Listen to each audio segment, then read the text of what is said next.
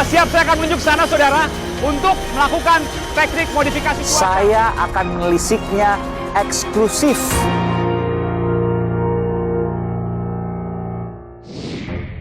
Saudara, TWK belum usai, isinya belum pernah dibuka, alhasil masih tanda tanya. Tapi yang pasti, banyak penyelidik dan penyidik yang gagal karenanya, padahal tinggal menuai, alias hendak menangkap sejumlah kasus kakap yang terhambat. Adakah hubungan TWK, tes wawasan kebangsaan, dengan kasus hebat di KPK? Saudara, saya Aiman Wicaksono, saya akan menelusurinya.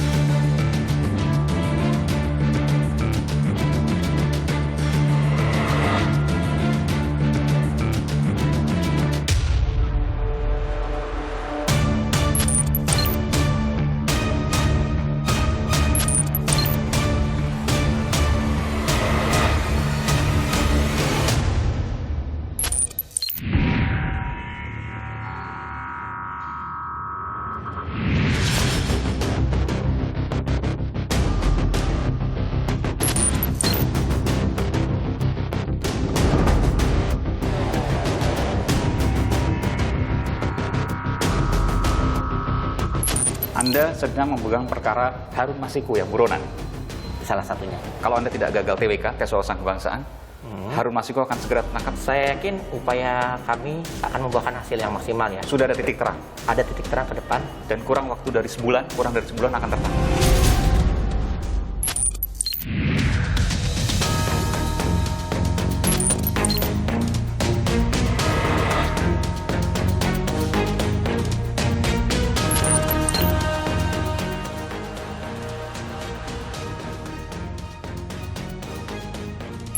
Apa kaitannya tes dengan pelanggaran HAM?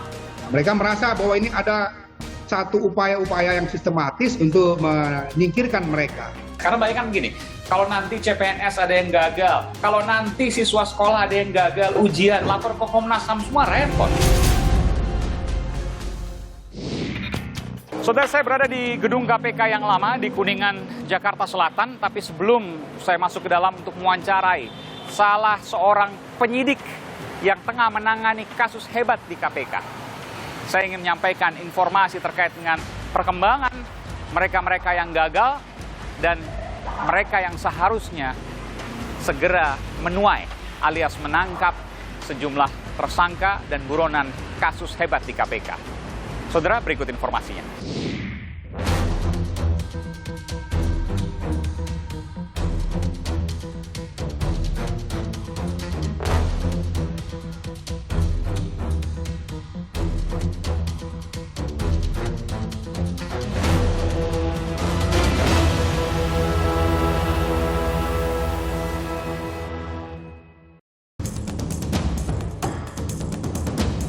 Kasus besar alias kasus kakap di KPK menggantung. Penyelesaian beberapa di antaranya buntung. Harun Masiku misalnya, ia terekam CCTV Bandara Soekarno-Hatta awal tahun 2020, lebih dari setahun lalu. Keganjilan mencuat ketika kedatangannya ke Indonesia tidak terdeteksi, sebab persis di hari kedatangan Harun Masiku, data di Bandara Soekarno-Hatta tidak terkirim ke data induk alias server kantor pusat imigrasi. Dirjen mengatakan, oh belum ada Pak, karena data itu tidak masuk di server. Nah untuk itu saya sudah meminta membentuk tim independen dari Cybercrime Polri, dari Kemenkominfo, dari Badan Sandi dan Cyber Nasional (BSSN), kemudian Ombudsman supaya fair membuat penelitian independen tentang mengapa itu terjadi. Atas kejadian janggal ini, Menkumham Yasona Lauli sempat menjelaskan di depan parlemen. Saudara kenal dengan Harun Masiku? Bagaimana? Saudara kenal dengan Harun Masiku? Sama sekali tidak. Ya terlepas apa saudara kenal atau lihat tidak. mukanya Fisik juga tidak pernah, hanya fotonya. Tidak hanya itu, Harun Masiku bahkan sempat dikabarkan tewas ditembak karena lebih dari 1 tahun hilang tanpa jejak. Harun Masiku meninggal mendadak? Tidak mendadak sih kalimatnya, karena ini hanya berdasarkan sesuatu yang sifatnya analisis saja, bahwa Nur Hadi itu hampir tiap minggu, bahkan seminggu ada 2 kali, 4 klaster informan datang ke saya untuk memberitahu tentang hartanya, tentang transaksi keuangannya. Untuk Harun Masiku ini sama sekali blank, dan penelusuran saya yang paling jauh itu hanya ketemu temannya Harun Masiku yang sudah 3 bulan, 6 bulan yang lalu. Meski KPK membantahnya, Harun masih diburu. Sejauh KPK tidak memperoleh informasi dan bukti yang valid bahwa tersangka Harun Masiku telah meninggal, penyidikan perkaranya saat ini masih terus berjalan, sekalipun tersangka belum tertangkap. Belakangan ada pula kasus besar melibatkan 2 menteri. Korupsi bantuan sosial COVID-19 yang menjerat mantan Menteri Sosial Juliari Batubara. Sejumlah fakta mengemuka hasil pengumpulan biaya dana bansos tak hanya mengalir ke Juliari, melainkan ke sejumlah pejabat Kementerian Sosial. Total suap mencapai 32 miliar rupiah. Sementara itu, mantan Menteri Kelautan dan Perikanan Edi Prabowo terseret pusaran kasus suap ekspor benih lobster. Hingga Januari tahun ini, penyidik KPK sedang mendalami dugaan penerimaan uang kepada Edi. Total suap dalam kasus ini 25 miliar rupiah lebih. Ada pula kasus suap terkait pergantian antar waktu anggota DPR RI, di mana mantan komisioner KPU Wahyu Setiawan divonis hukuman 6 tahun penjara. Selain itu, mantan caleg PDI Perjuangan Harun Masiku dinyatakan buron lebih dari setahun yang lalu. Ketiga kasus ini diduga melibatkan pihak lain, bahkan sangat terbuka kemungkinan melibatkan orang besar di negeri ini yang belum tersentuh hukum. Namun, kasusnya kini berhenti seolah berpuas diri telah menjerat pihak-pihak yang sudah diumumkan.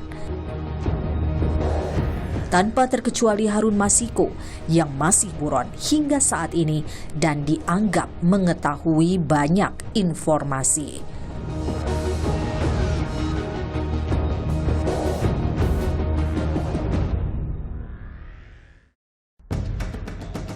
Belakangan tersiar kabar, para penyidik kasus utama itu masuk ke dalam daftar orang-orang yang tidak lulus tes wawasan kebangsaan, padahal mereka kalangan penegak hukum senior.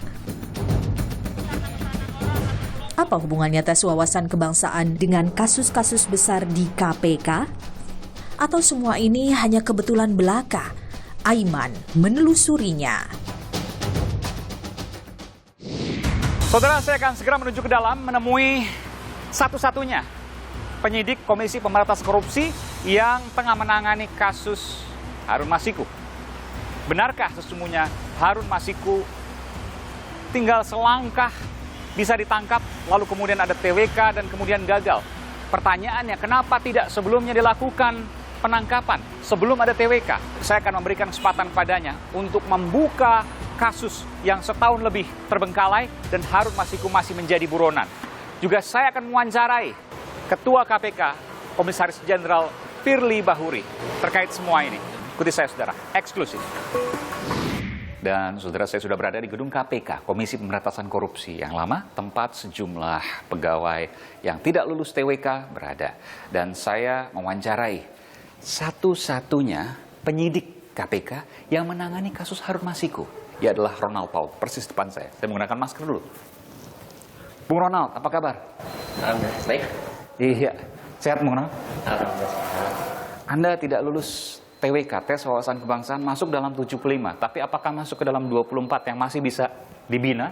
Atau masuk dalam 51 yang harus dipecat? Nggak tahu. Saya masuk 75 dan saya juga tidak terpanggil di 24. Jadi saya masuk di 51. Oh, yang 24 sudah dipanggil? Sudah ada yang dipanggil. Jadi Anda dipastikan, saya harus katakan, dipecat? Bisa dibilang begitu. Apa salah Anda? Anda kepleset di mana di tes Kalau dibilang kepleset, saya juga tidak tahu di mana. Nggak tahu. Anda merasa bisa semua menjawabnya? Saya rasa saya jawab secara normal. Misalnya apa? Contoh yang Anda merasa bisa menjawab terkait dengan wawasan kebangsaan? Masalah apakah Anda akan bersedia membela bangsa negara? Iya, saya jawab iya. Soal Pancasila misalnya? Pancasila, saya tidak membeda-bedakan agama. Apalagi yang terkait dengan Pancasila? Anda setuju dengan isi dari Pancasila? Ya, saya setuju. Tidak perlu ada yang dirubah ya. Dan Anda merasa bisa menjawab semua itu? Saya rasa tidak ada yang nggak ada sulit. Kecurigaan di mana? Kira-kira Anda kepleset di mana? Mungkin soal hubungan dengan organisasi, KPK, atasan. Apakah kemudian ada sesuatu yang mungkin mengganjal Anda? Curiga Anda di sini? Kalau pada saat tes tertulis, Ya. di situ saya rasa pertanyaannya kurang lebih setiap pegawai sama persis. Namun pada saat tes wawancara di situ udah mulai berbeda-beda. Oke. Pada saat wawancara ditanya soal apa? Yang saya ingat semua dibahas ya, masalah ormas dan semacamnya dibahas. Tapi misalnya apa? Ya FPI, PKI, terus juga HTI dan semacamnya. Pertanyaannya? Apakah saya setuju bila ormas tersebut dibubarkan atau tidak? Saya jawab secara normatif. Saya tidak punya kewenangan terkait hal itu. Yang punya kewenangan adalah Kemenkumham. Aspek luar nggak ada? Aspek dalam mungkin di organisasi KPK? Kalau pertanyaan yang saya lihat, kalau khusus ke saya ya, yang saya rasakan itu ada dua pertanyaan yang sedikit saya rasa seperti mengganjal dan cenderung hanya khusus ke saya gitu. Itu saya rasakan. Ya, yang pertama masalah terkait dengan apakah saya akan nurut kepada atasan atau tidak. Gitu. Yang pertanyaannya seperti apa? Awalnya ditanyakan apakah saudara sedang memegang perkara. Ya saya jawab normatif. Ya jelas saya sedang memegang perkara. Oke. Dan mohon maaf, saya harus potong dulu. Anda sedang memegang perkara Harun Masiku yang buronan? Salah satunya. Oke. Lalu kemudian pertanyaannya? Asesor menanyakan apakah perkara tersebut bisa disebutkan. Saya bilang tidak bisa. Yang pasti saya sedang memegang perkara. Pasti saya sedang memegang perkara. Kenapa tidak bisa ke asesor? Karena itu kan terkait kerahasiaan juga kami. Bahwa sebagai penyidik tidak bisa menyebut perkara apapun. Apa kaitan kasus yang ada tengah-tengah ini, saya sebutkan Harun Masiku, dengan pertanyaan TWK itu? Pada saat di TWK itu ada pertanyaan yang menjurus, saya rasa sih berhubungan dengan seperti itu ya. Bila perkara itu tidak diperintahkan untuk tidak dilanjutkan atau dihambat oleh atasan, apakah Anda akan mengerjakan atau tidak? Jawaban Anda? Saya akan terus menjalankan tugas dan amanah saya dengan maksimal. Akan terus menjalankan, walaupun atasan bilang stop dulu? Saya tanya dulu pertimbangannya apa stop. Kalau pertimbangannya masih logis, oke, saya terima contohnya. Bila coba selesaikan perkara yang lain. Ya oke, saya lanjutkan. Tapi pada saat perkara itu selesai, saya tanyakan kembali. Alasannya logis, Anda akan jalankan. Alasannya tidak logis atau subjektif, betul, dan kemudian mengusik nurani keadilan, maka Anda tidak akan gubris. Saya tundalah, akan saya angkat lagi di ke depan lain waktu. Dan disitulah kemudian Anda merasa bahwa Anda gagal di situ. Kalau saya samakan dengan beberapa ketentuan yang merah ya, di situ tertuliskan bila melawan atasan akan dianggap tidak lolos atau masuk zona merah. Nah, mungkin dia akan lihat, oh iya melawan merah. Kalau seperti itu ya, saya rasa iya masuk. Apa yang ada di benak Jenderal terkait dengan pertanyaan-pertanyanyaan kontroversial di TWK? Misalnya suruh memilih Pancasila atau Al-Quran.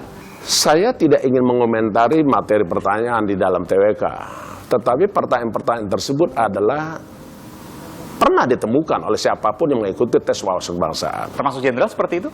Termasuk saya. Misal tadi disebutkan, apakah Anda bisa memilih agama atau memilih Pancasila? Jawabannya kira-kira apa? Saya tidak ingin menyatakan itu karena saya bukan tes. Yang pasti adalah jawaban itu pernah saya jawab dan saya lulus gitu. Jawabannya apa kalau Jenderal? Begini, Pancasila itu adalah sarifati yang diambil, digali dari budaya bangsa Indonesia. Artinya tidak bisa dipisahkan? Artinya, apa yang ada dalam Pancasila merupakan juga segaris tegak lurus dengan agama. Meskipun asesornya meminta untuk memilih salah satu di antara keduanya. Saya tidak tahu apakah boleh memilih atau tidak. Saya tidak tahu. Kalau Jenderal disuruh memilih? Saya akan melisiknya eksklusif.